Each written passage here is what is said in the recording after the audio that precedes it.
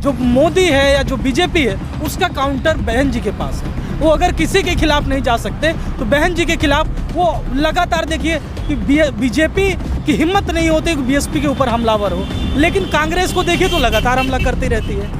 तो आप समझे जब बहन जी पे बीजेपी हमला नहीं करती है, बीजेपी में इतना डर है, तो भैया ऐसे नेता के लाओ ना।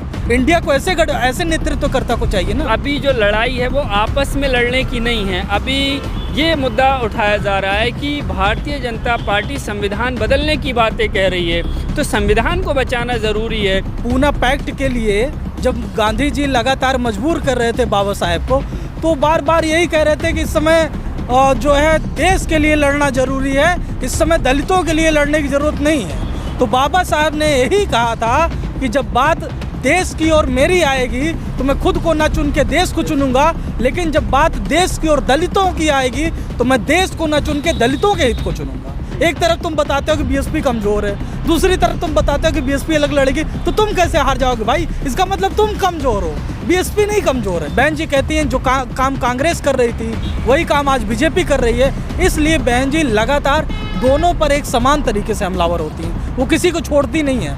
कांग्रेस अपना खुला एजेंडा साबित करे, जो दलित समाज है, जो ओबीसी समाज है, उसको अगर वो चाहता है कि विपक्ष एक मजबूत विपक्ष बने, तो बीएसपी को जो उसके स्वाभिमान के हिसाब से तीसरे नंबर की पार्टी के हिसाब से स्टेटस होता है, उसके हिसाब से वो हिस्सेदारी देगा।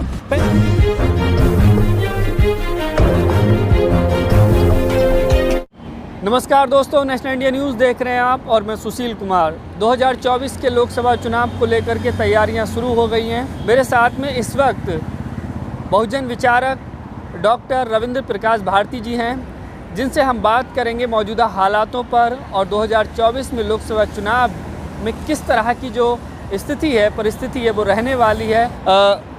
डॉक्टर रविंद्र जी, मैं आपसे समझना चाहूँगा कि किस तरह से देख रहे हैं कि 2024 का जो लोकसभा चुनाव है वो करीबी है।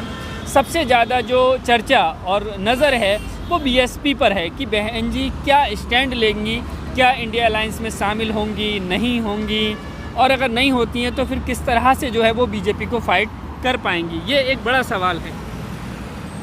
आपने सवाल किया बहुजन समाज पार्टी के इंडिया गठबंधन में शामिल और ना होने का, तो कांग्रेस के लोगों ने जिस तरीके से उनके जो जुड़े हुए पत्रकार हैं, जहां वो फंडिंग करते हैं, उनकी भीड़ पूरी उन्होंने दौड़ा दी बीएसपी पे दबाव बनाने के लिए कि बीएसपी जो है क्यों इंडिया गठबंधन में शामिल नहीं हो रही है, क्यों इंडिया गठबंधन में शामिल नहीं हो रही है।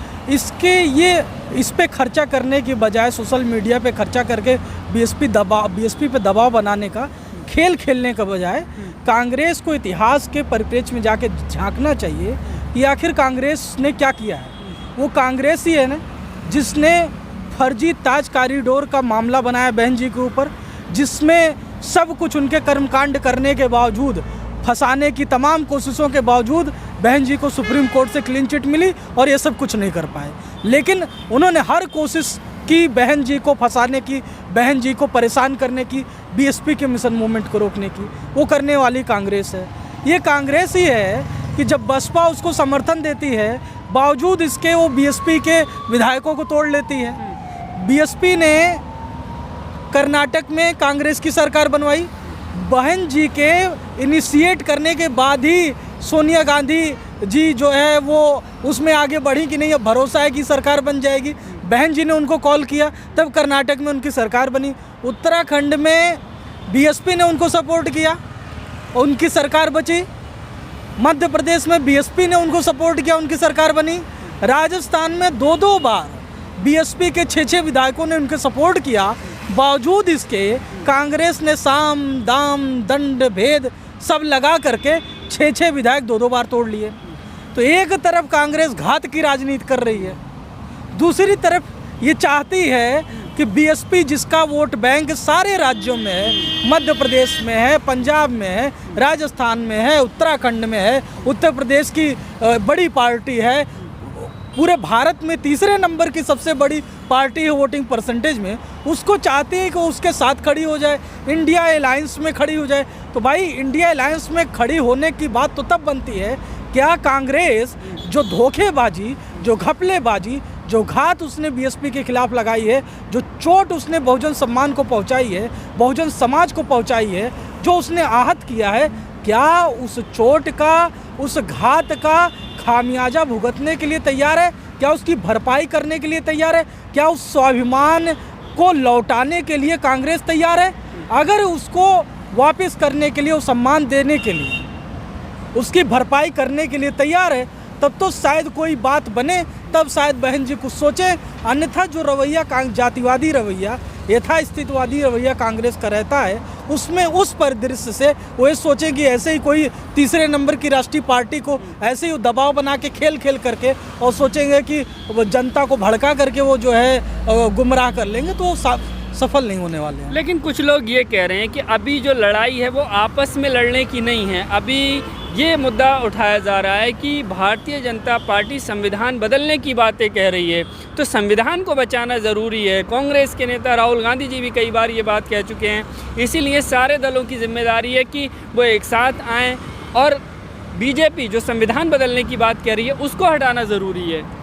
ये आपकी बात से मुझे रेफरेंस आया, आज 2 अक्टूबर है, और मुझे उस बात से एक रेफरेंस याद आता है कि पूना पैक्ट के लिए जब गांधी जी लगातार मजबूर कर रहे थे बाबा साहेब को, तो बार बार यही कह रहे थे कि इस समय जो है देश के लिए लड़ना ज़रूरी है, इस समय दलितों के लिए लड़ने की ज़रूरत नहीं है। तो बाबा साहब ने यही कहा था कि जब बात देश की और मेरी आएगी तो मैं खुद को ना चुन के देश को चुनूंगा, लेकिन जब बात देश की और दलितों की आएगी तो मैं देश को ना चुन के दलितों के हित को चुनूंगा। तो ये बात समझने, वो खेल तब से गांधी जी भी बेचारे खेलते थे, आज उनकी पुण्यतिथि में उनको याद कर रहे हैं, और वो खेल जो है आज की कांग्रेस भी खेलना चाहती है। वो चाहते हैं कि दलितों का गला रेत दो और उनके पक्ष में खड़े हो जाओ। जो आज तक उसने ओबीसीओं को आरक्षण नहीं दिया, तमाम रिपोर्टें उसके घर में पड़ी रहीं, उसके सरकारों की रिपोर्टें पड़ी रहीं, अब वो ओबीसी चिल्लाता है।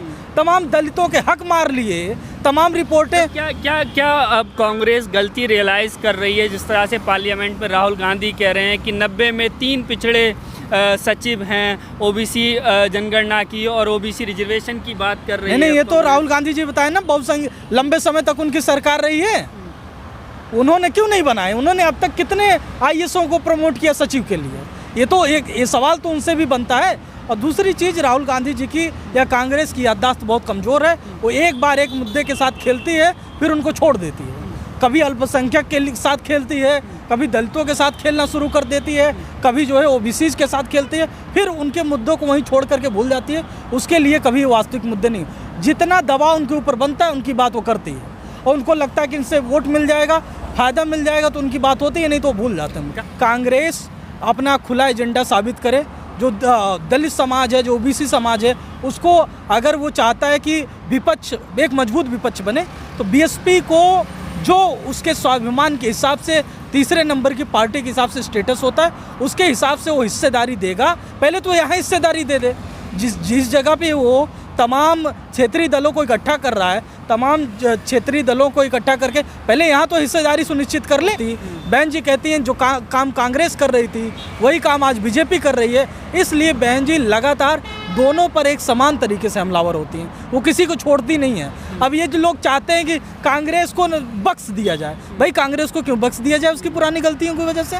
आपने कहा कि दोनों एक ही पार्टी हैं, लेकिन अब ऐसी स्थिति में समाज क्या करेगा? अभी लोगों के मन में ये है कि बीएसपी अलायंस के साथ नहीं जाती है, एनडीए या इंडिया के साथ में, तो किस तरह से जो है वो लड़ाई लड़ पाएगी चुनाव में, किस तरह से जो है वो जीत हासिल कर पाएंगे? इससे तो कुछ लोग ये कह रहे हैं कि बीजेपी दोबारा सत्ता में आ जाएगी अगर बीएसपी जो है शामिल नहीं होती है इंडिया में, क्योंकि उनका जो है वोट कट जाएगा। फिर ऐसे लोग जो बताते हैं कि बीएसपी जो है अगर अलग से लड़ेगी तो कांग्रेस हार जाएगी, वही लोग दिन भर ये चिल्लाते रहते हैं बीएसपी तो ख़त्म हो गई, बीएसपी तो बहुत कमज़ोर पार्टी है, बीएसपी को वोट भी नहीं मिलता है। तो ऐसे लोग जो दो अर्थी बातें करते हैं, दो तरीके की बातें करते हैं, उनकी बातों का पहली चीज़ तो कोई वजन नहीं है। एक तरफ आप ये बताना चाहते हैं, जो कांग्रेस समर्थित मीडिया है वो ये बताना चाहते हैं कि बीएसपी का कोई वजूद नहीं है, बीएसपी तो कहीं नहीं है, बीएसपी का कहाँ संगठन है।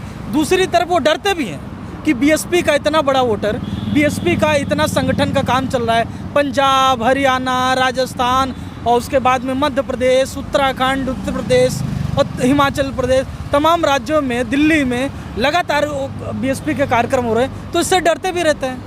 तो भाई पहले तो जो विरोध करने वाले हैं वो अपना एजेंडा क्लियर कर लें। एक तरफ तुम बताते हो कि बीएसपी कमज़ोर है, दूसरी तरफ तुम बताते हो कि बीएसपी अलग लड़ेगी, तो तुम कैसे हार जाओगे भाई? इसका मतलब तुम कमज़ोर हो, बीएसपी नहीं कमज़ोर है। तुम अगर विपक्ष जो है बहन जी के नेतृत्व में इकट्ठा होता है, क्योंकि कांग्रेस का जो नेतृत्व है या कांग्रेस के नेतृत्व में विपक्ष इकट्ठा नहीं हो पाएगा, पहली बात।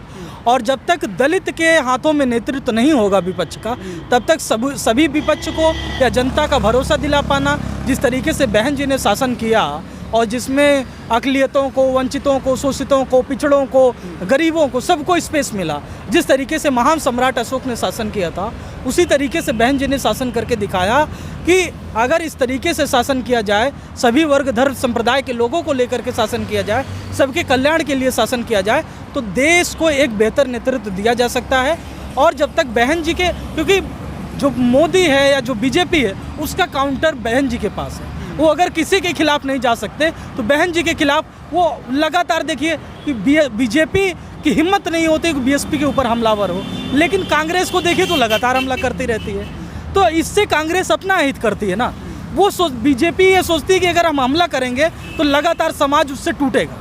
वो सोचती है कि वो एक टैक्टिकल स्कीम पे चलती है कि हमको बहन जी पे हमला नहीं करना है, नहीं तो हमारा वोट परसेंटेज कम हो जाएगा, नहीं तो बहन जी पे जितना बीजेपी हमला करेगी बहन जी उतनी मजबूत होंगी। इस डर के मारे, केवल इस डर के मारे बीजेपी बहन जी पे इस डर से हमला नहीं कर पाती है।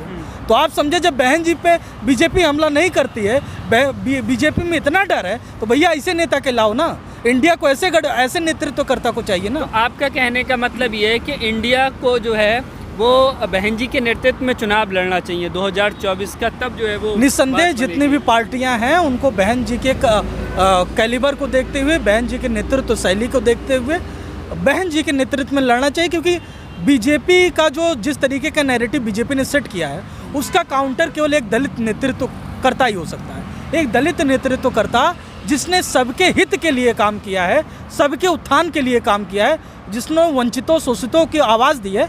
क्योंकि कांग्रेस का इतिहास रहा है ना, उसने इतने सालों में तो धोखे दिए।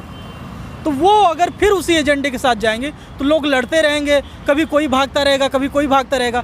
दूसरे विपक्ष के पास इतना वोट बैंक किसी के पास चंक के रूप में नहीं है कि जितना बीएसपी अकेले सभी राज्यों का मिला करके लेके आएगी। बीएसपी का वोट हर राज्यों में। आखिरी सवाल मेरा कि 2024 में क्या तस्वीर आप देखते हैं और बहुजन पॉलिटिक्स का क्या प्रतिनिधित्व रहेगा, क्या सत्ता में आएगी? मौजूदा दौर में भाई आकाश आनंद जी के नेतृत्व में बहुजन समाज पार्टी बहुत तेज़ी से युवाओं को, महिलाओं को और सभी तबकों को जोड़ने के प्रयास में लगी हुई है। अभी आपने देखा होगा 4000 किलोमीटर का राजस्थान में सर्जन हिताय सर्जन सुखाय संकल्प यात्रा निकली। लगातार पंजाब में, मध्य प्रदेश में कार्यक्रम चल रहे हैं, हरियाणा में अभी लगातार कैडर कैंप चला, लगातार सभी क्षेत्रों में, सभी राज्यों में, और उसमें जो रिस्पांस रहा है जनता का वो बहुत मजबूती के साथ बीएसपी के पक्ष में बना है। और अभी पंजाब में कार्यक्रम होना है और जल्दी ही आकाश भाई की एंट्री वो यूपी में होने वाली है। तो सबसे बड़ा धमाका वहाँ पे होगा।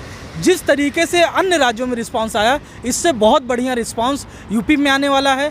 और भाई आकाश आनंद आदरणीय बहन जी के एक मजबूत हाथ बन के खड़े हुए हैं, जो बहन जी को एक नेतृत्व देने में बहुत मजबूती के साथ सहयोग करेंगे। और आकाश जी के नेतृत्व में बीएसपी लगातार राष्ट्रीय स्तर पे, राष्ट्रीय फलक पे मजबूत होती दिखाई देगी, नेतृत्व में आती हुई दिखाई देगी।